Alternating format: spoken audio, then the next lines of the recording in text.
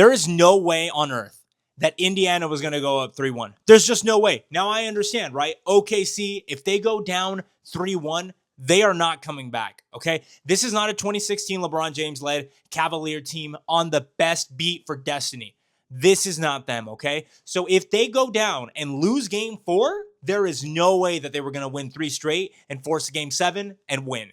I just don't believe it. Let me know about that down below. But welcome back to the channel, everybody. Thank you so much for everyone subscribing. We just hit 500 subscribers. If you like the video, like the video. But I really appreciate everybody that's new. And welcome. Nice to meet you. So this game was Indiana's to lose, okay?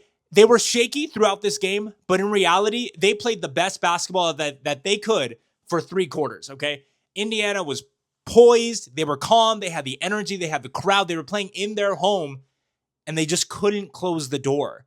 But there's a couple factors for that, right? Indiana, they played the best that they could.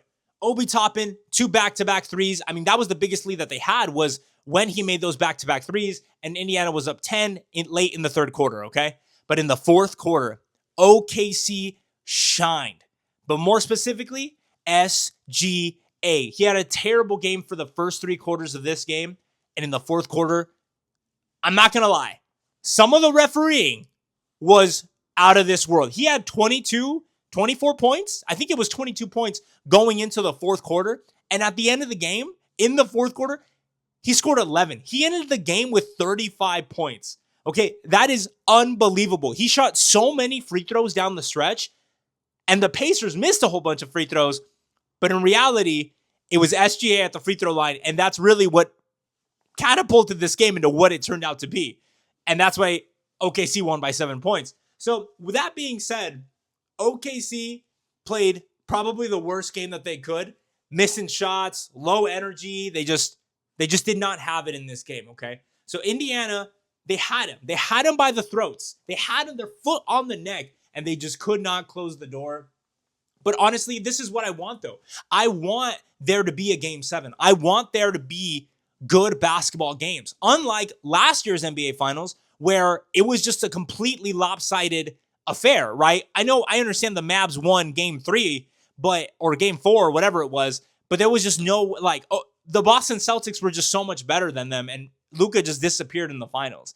In this finals, we're going back and forth, back and forth. Nobody's winning 2 games straight, and that just makes for exciting content. That just makes for exciting basketball. And now we're going to get a game 5 going back to OKC, and the momentum has really shifted here. Because you got to remember, if the Indiana Pacers go up 3-1, like I said, they're not going to lose this series.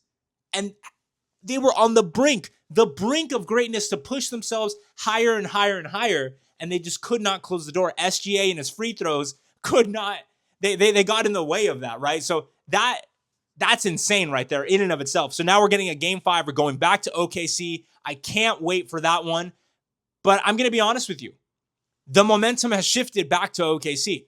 Indiana, I think, is a more complete team. I think the Pacers play together better than OKC does. And they also, I think, just play the right way. They're high energy, high defensively, high offense, and they all pass the ball. The offense really runs through SGA, okay?